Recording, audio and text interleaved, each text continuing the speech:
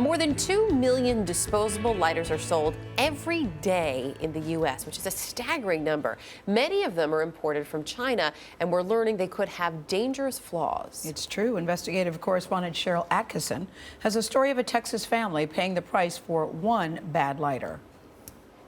Did he call you first? One spring evening in 2008, Ricky Clemmer got a frantic call from his brother Bill and rushed to Bill's work at a nearby machine shop.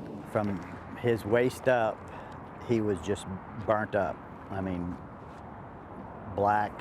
And he said, "My cigarette lighter blew up."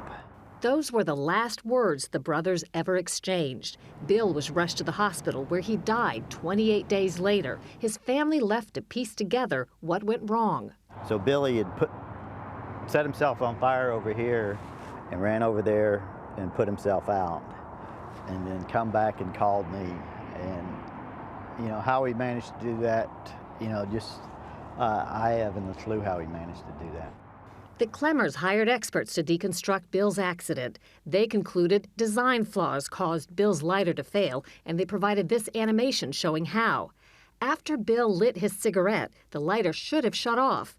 Instead, the experts say, a small flame continued to burn, hidden under the flame guard.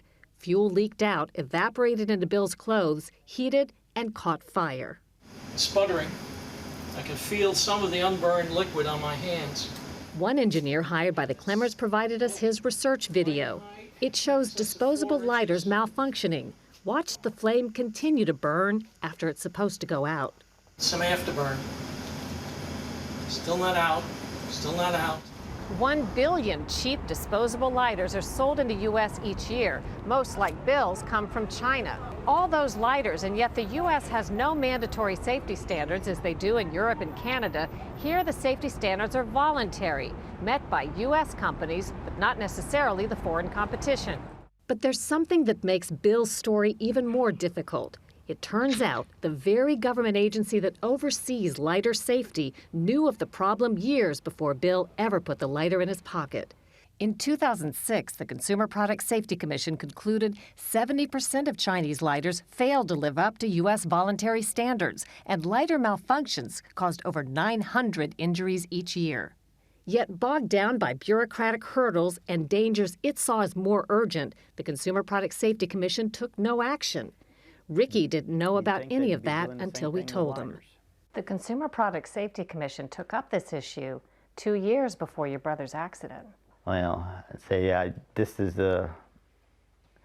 I hadn't heard about that. We showed him the report. They had all the information and they just ignored it,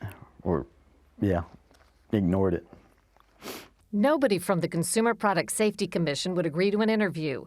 In writing, they told us lighter safety is important, yet at this time, our hardworking staff is actively engaged in efforts to save lives and prevent injuries from many other product dangers. For now, unregulated lighters, just like Bill's, remain on store shelves. Our CBS affiliate KHOU recently found them on sale in the Houston area. Butter sells good. Sells good. A lot of people buy these.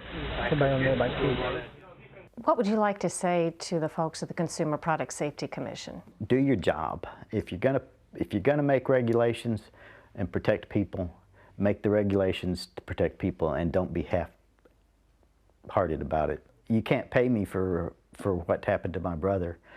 I'll have nightmares for the rest of my life thinking about this. For CBS This Morning, Sharyl Attkisson, Houston. Now, after CBS News contacted the Consumer Product Safety Commission, the agency announced an investigation into the Chinese firm that made Bill Clemmer's lighter. His family, meantime, sued that company and won. But because no one from the company responded to the lawsuit, the Clemmers have no way to collect.